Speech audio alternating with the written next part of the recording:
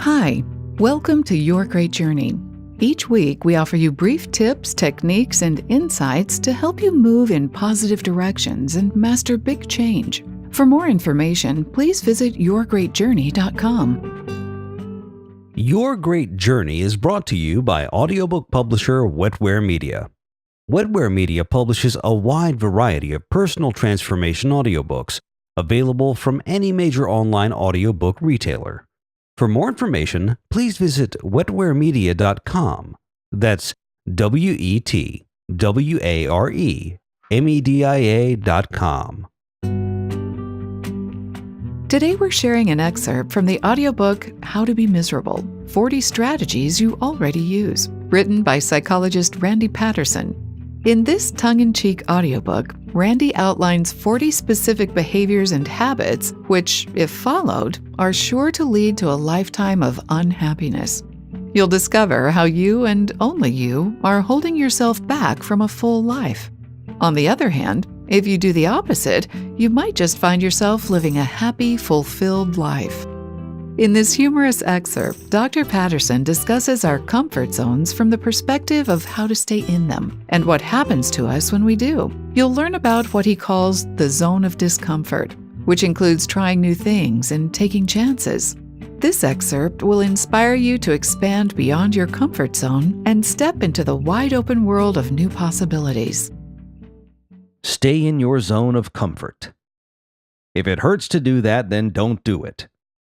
The logic is unassailable. If you are afraid of dogs, stay away from dogs. Et voila, the problem is solved. The only question is, does this strategy point the way toward happiness or misery? Answer: both. Short-term happiness and long-term misery. In this book, we are not striving for the cheap, momentary mood dip.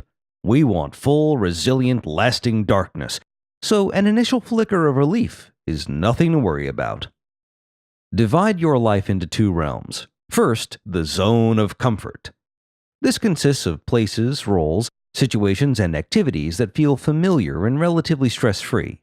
Staying at home watching your favorite game show on television, taking the same route to the same mall to shop at the same stores, working at the same comfortable job, doing the same tasks the same way you have always done them, visiting the same restaurant and ordering the same thing, returning to the same vacation spot you visited a dozen times before, helping out in the background at your nephew's wedding.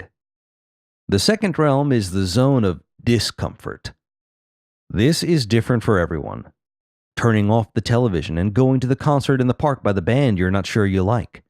Taking an unfamiliar route or public transit to a part of the city you've never visited. At work, trying out new ways of doing old tasks and volunteering for projects you haven't done before. Finding a new restaurant and ordering something you've never had. Vacationing somewhere you've never been and doing things differently, like cycling, camping, or staying in hostels. Volunteering to give a toast at your nephew's wedding. Residing within your zone of comfort is warm, reassuring, and very tempting. But when you wake up one day from a nap, you will notice that your bookcase has shifted. This familiar room is shrinking millimeter by millimeter. Once, you felt fine visiting all but the busiest malls. Today, you can detect a flutter of anxiety in a convenience store. Once, your avoidance of crowds was a subtle preference. Now, it is an overwhelming need. Once, the thought of speaking up in a meeting was mildly concerning. Now, it provokes outright panic. The zone of comfort hides a secret. The longer you spend in it, the smaller it gets. Venture into the zone of discomfort, and it, too, changes. Drive the unfamiliar route 3 times, and it ceases to seem strange. The boundaries redraw themselves, and what was once threatening becomes easier. The zone of discomfort shrinks when you enter it. The zone of comfort grows only by leaving it. To become less happy, then, simply obey your impulses. They will almost always point to the activity you've tried before, to the easier option, to staying home rather than leaving familiar walls behind. A part of your brain, monitoring your behavior, will conclude that the paths you have not taken must truly be unwise and threatening, and your inward impulse will become steadily stronger. What seemed like a momentary preference will become an urgent need for safety and familiarity. So listen to your fears and take them seriously. Avoid dogs, heights, crowds, enclosed spaces, travel, public speaking, romantic entanglements, airplanes, tests of your ability, medical appointments, job interviews, and all potential humiliations. Announce that you will be perfectly happy to dive into the pool as soon as you feel comfortable with the water. Then, settle back in your easy chair and wait for the necessary confidence to arrive. It never will, and you will maintain a smaller life forever. It is better still, of course, if your zone of comfort is small to begin with.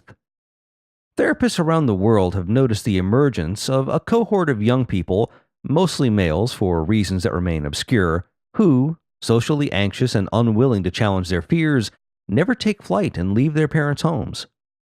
We have created a world where such a life is possible and, at least for them, tolerable. They have the internet, they have video games, and often they have parents willing to serve as household staff and fund the retreat. These lost boys, as they are sometimes called, spend their lives in basement rooms waiting for their self-assurance to arrive. They have been told, often by the educational system, that without unshakable confidence and flawless self-esteem, they can no more leave home than they would without clothes. So they sit, listening for the doorbell, waiting in vain for their delivery. No one has told them, it seems, that confidence does not precede action, it follows. We feel comfortable in the water only once we have been paddling a while. The ungrounded, uncertain feeling is what we get when we leave the zone of comfort to do something new.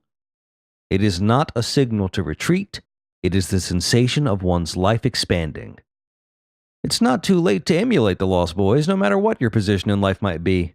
Simply turn down all challenges. Use your discomfort as your guide. Ignore all exhortations to make your fears your agenda. This is for people wishing a larger life, not a smaller one. The meaning of your shrinking life should be to create comfort and calm and to avoid stress, preferably 24 hours a day. The term for this strategy is lining one's coffin.